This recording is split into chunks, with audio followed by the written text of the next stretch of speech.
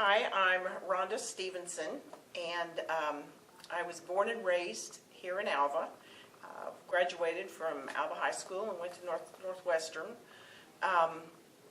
Then was married and went across the United States and have traveled, lived a lot of places in the United States and Canada. My mother here in Alva, she was always had a group of ladies over at her home and at our house, and we sewed, and she did garments and things like that. But they did crafts and all kinds of stuff. So that's my background in sewing and around a sewing machine, around a needle, crochet, knitting, the whole gamut, because I was around it with all the ladies growing up.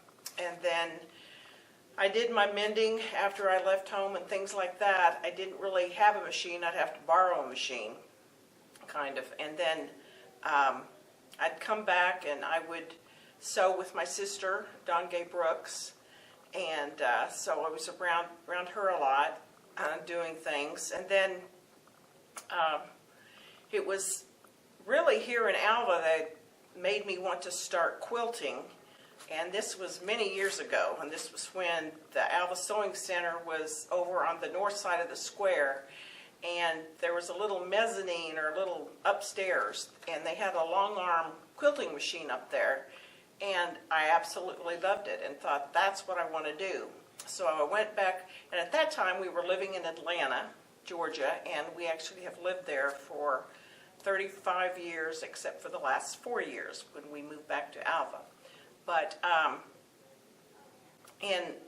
so I took that information back to Atlanta with me, started looking for long arms, and I thought, no, before I start quilting and learning how to quilt those things on the long arm, I've got to learn how to quilt in general, because I'd been around it with my grandmother hand quilting on her loom, not loom, but the rack. Frame. My brain's gone, I can't think of the name of it, but anyway.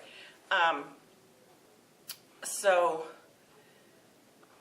decided to get a machine, and so I got a sewing machine, got involved in machine embroidery because that was the kind of machine it was, and then I started working at a clothing store, at a sewing store, and a machine where they sold sewing machines, and then they would have workshops to teach people how to sew on that machine.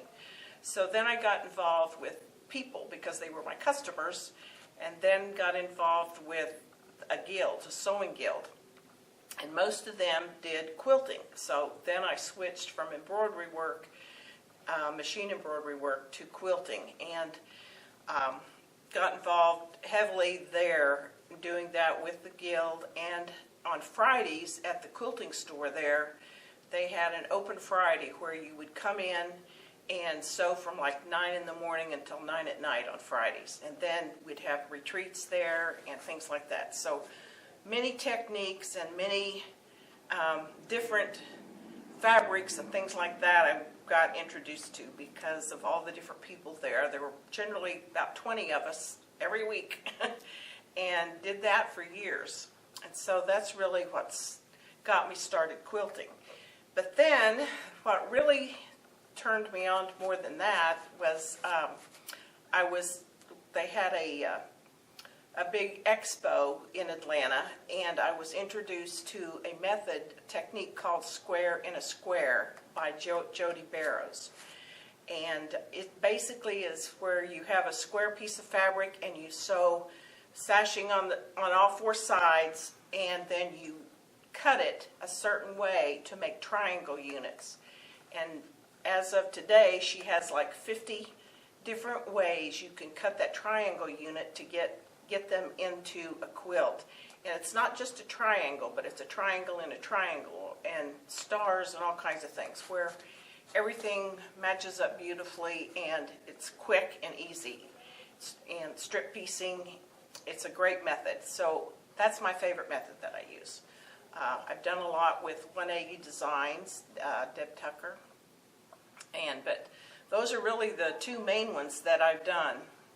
And I became a certified square and a square instructor and taught quilting with that method, square and a square, in Atlanta for a number of years, and still my favorite. That's basically what I'm showing a lot today. It's all the triangle units in my quilts that are showing today, they've all been done with that method. That's really about it.